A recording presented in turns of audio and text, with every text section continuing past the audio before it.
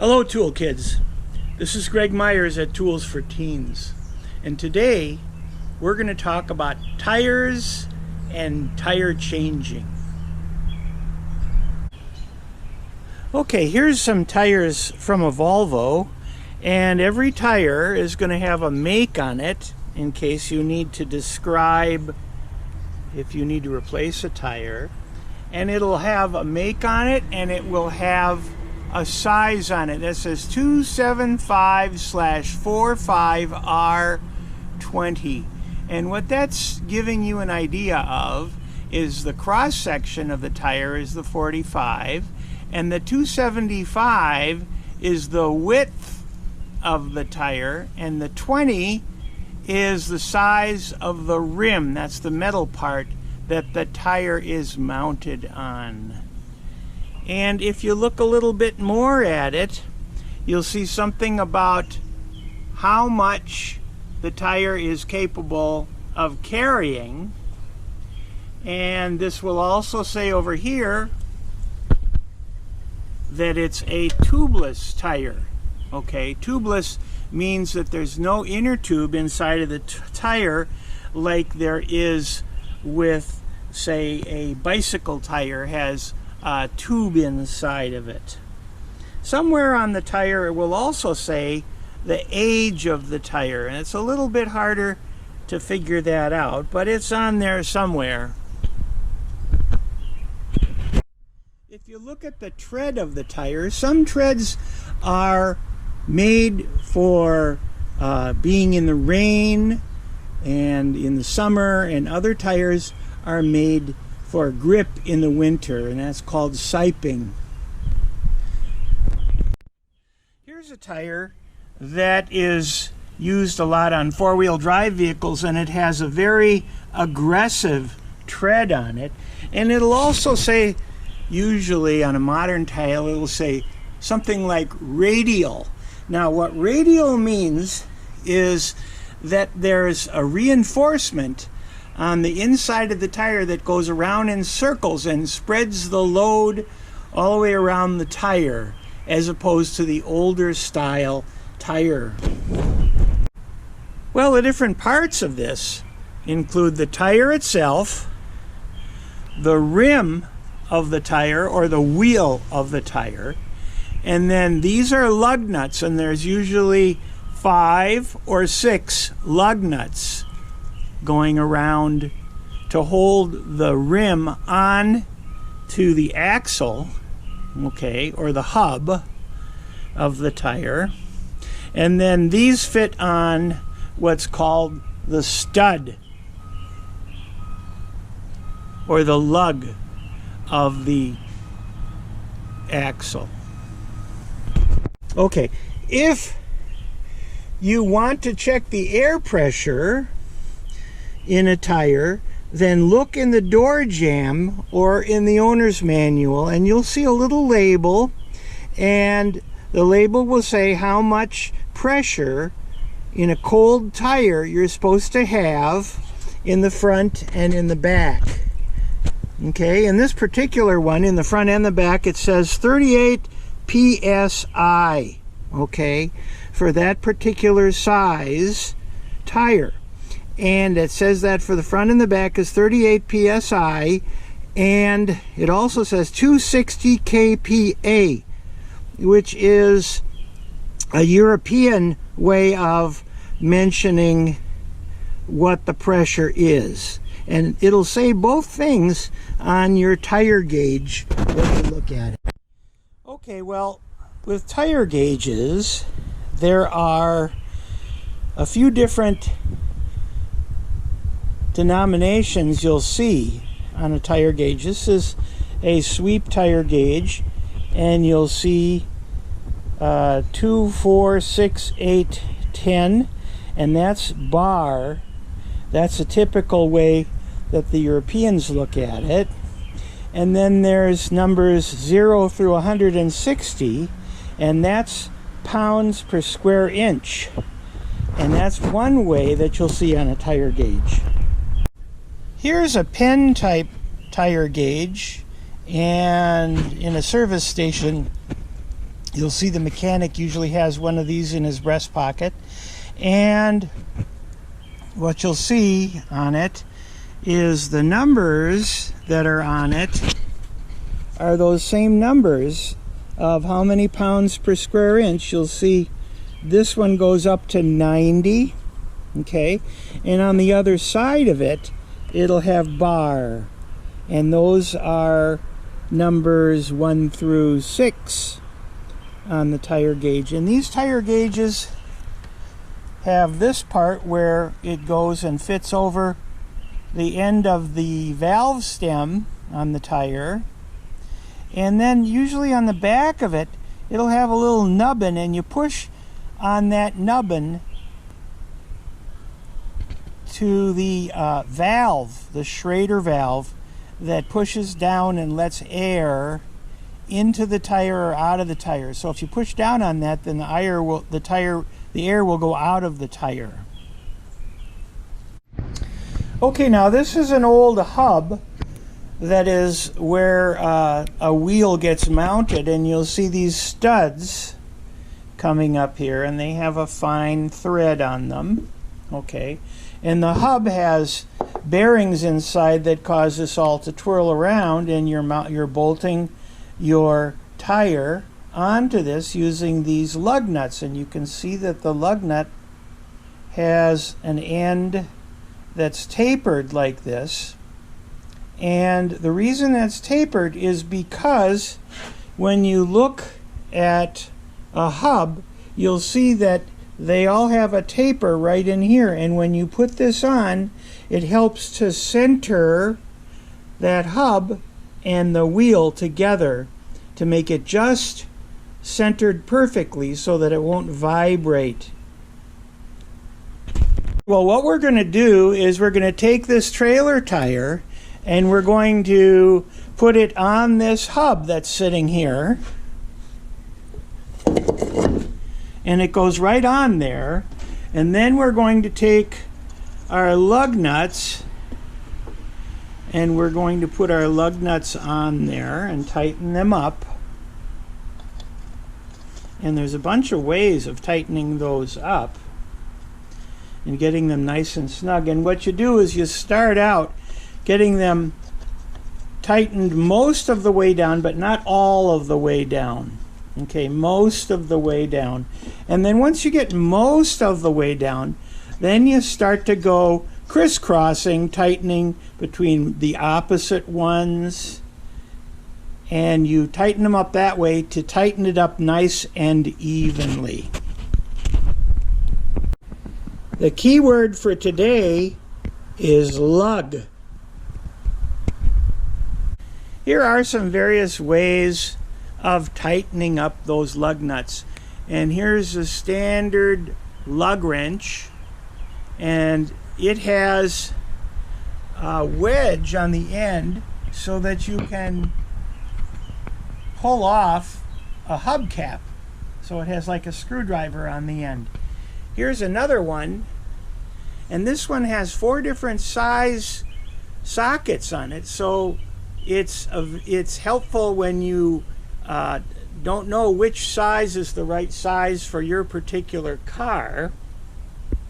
And here's a collapsible one that's really nice, and it doesn't take up so much space. And that one also has 4 different size sockets on it. And then here's the daddy that you see in the shops, you know, in the car shops that make all the noise, and we'll use that in a little bit. Here's my impact wrench, okay, and this is what you're familiar with. I love it. And you're going to put that on your lug nut. Oh, I had it on backwards. Let's try it the other direction here. Push it the right way here. And you put it on.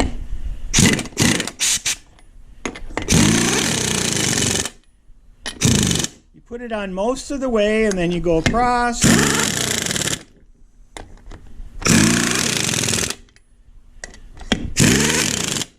And then once you've got them mostly tightened all the way, Then you tighten them just a little bit more.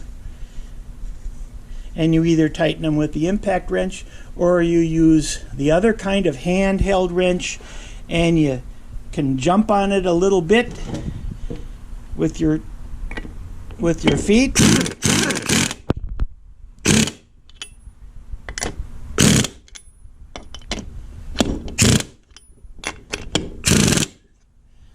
And you cinch those up.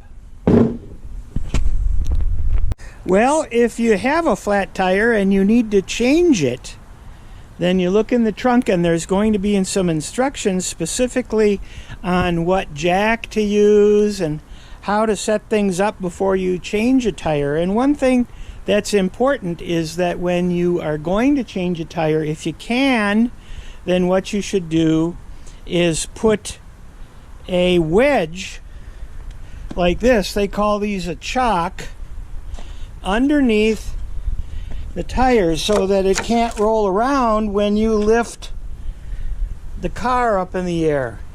Okay, that's a safety. Well, when you're lifting a car up, there's a number of different ways to do it, and here's a screw jack that's pretty common, and what you'll find in the trunk is something like this, and it'll have something like this to turn the screw jack and lift the car up. And this spot right here is made for that particular car to fit a certain place, and you'll see that in the owner's manual where to lift the car up.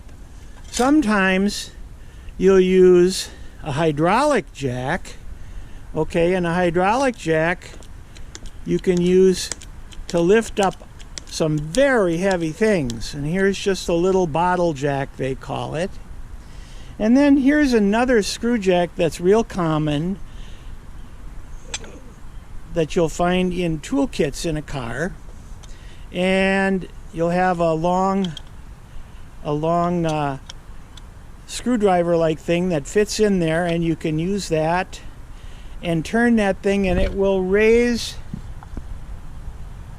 the car up that way. And these all come apart.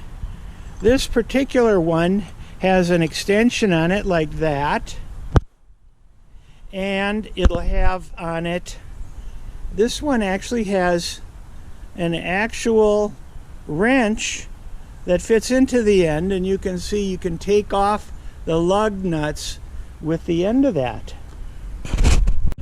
We put the wedge underneath the tire, the chock underneath the tire to keep things from moving around. And here is a jack, a hydraulic jack, and underneath here you can see the frame of the car.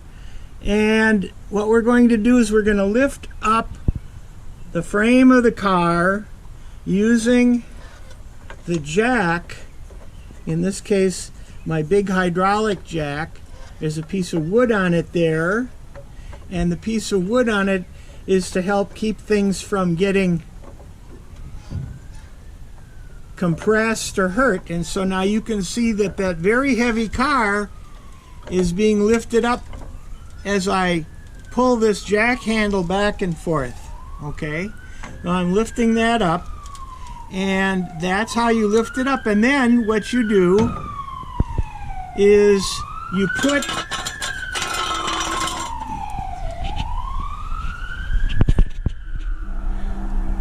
one of these underneath. Okay, you put one of these underneath, and what this is going to do is this going to hold the frame up in the air. Okay, we're putting this underneath here, and that way if this jack loses its pressure, it's going to come down on that, on the stand. It's called a jack stand. This is capable of 2 tons, holding up 2 tons. Okay, now I lifted the frame up off the ground, and the tire will move on here, and I've loosened up all of the lug nuts on here. And so the tire will come off now, okay? The tire will come off and we can change it for another tire. But now we've changed it for another tire and we're going to put the lug nuts back on.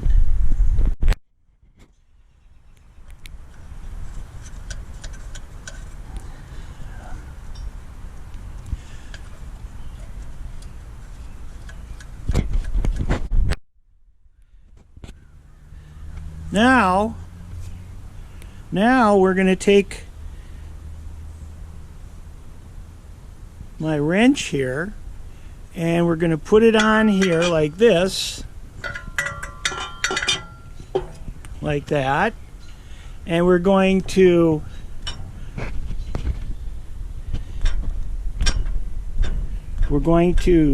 start to tighten these up the final amount. And the way to do that is actually to let the pressure out of the jack a little bit so that the tire is just not moving anymore. Now that the tire is not moving anymore, then on each lug nut you can give it just a little bit of a push with your foot to tighten it up just a little bit more, and there's leverage between here and here. You've seen levers before to give it a lot of power, a lot of force to hold that nut on there. Okay, now on every tire that has air in it, you're going to find a valve stem, and the valve stem is jammed into a hole in the wheel. Now inside of the valve stem there is a valve that lets the air into the tire. But first you have to take off the cap.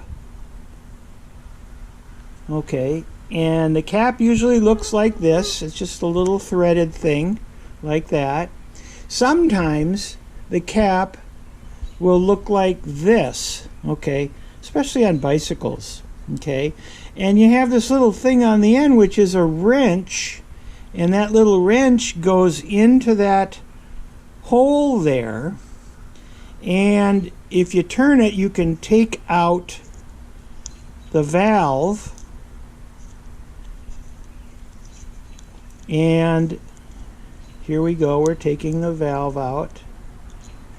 And if you look at the valve, okay, what it is it's this little mechanism, and it has a thing on the end that you push down, and the air comes in through here, in and out, and when that gets pushed down, that means you can put air into the tire. The way that happens is that on all the devices to do that, you'll see a little nubbin there that pushes down on that end piece to let air in. Well, let's take that valve, which is called a Schrader valve, and let's put it back in the valve stem, and let's tighten that up.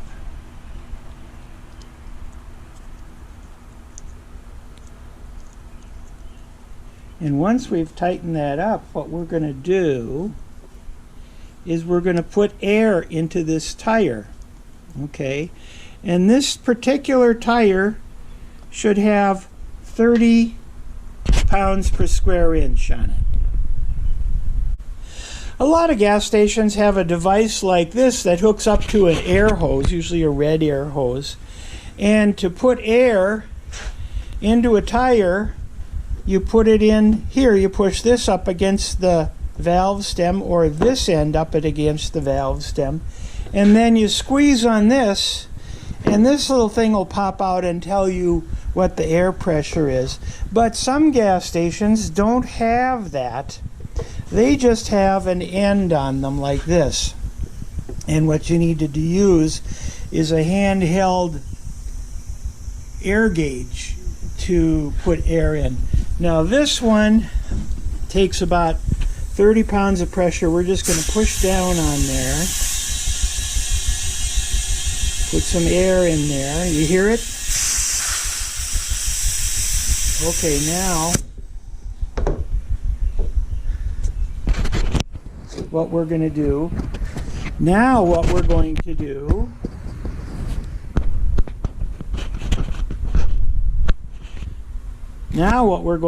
is we're going to take our air gauge and put it on there and watch what happens here. And we'll look at it here. This doesn't have very much air in it, probably 12 pounds, 11 pounds in it. And so we need more like 30 pounds. So give me a chance, I'm going to put some more in.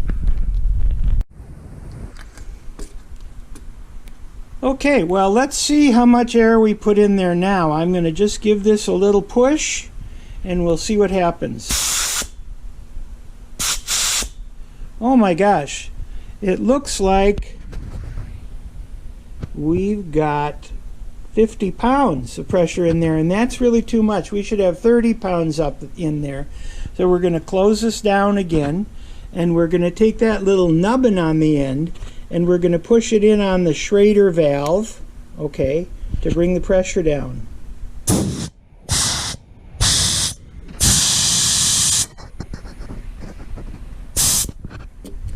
Let's check that pressure again.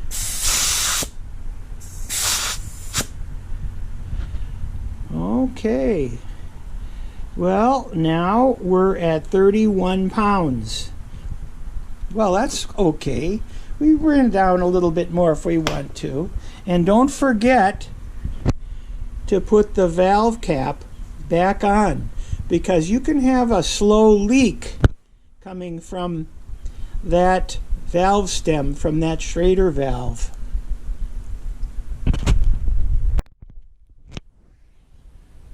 Well, here's some other ways of putting air in a tire. This is a portable air tank that you fill up at a gas station or somewhere, and this particular tank has about 35 pounds on it, you can see, and then it has a hose, and we've seen this kind of a tip before that goes up to a tire, and you might use something like this if you're out in the woods and you need to fill up a tire or something like that.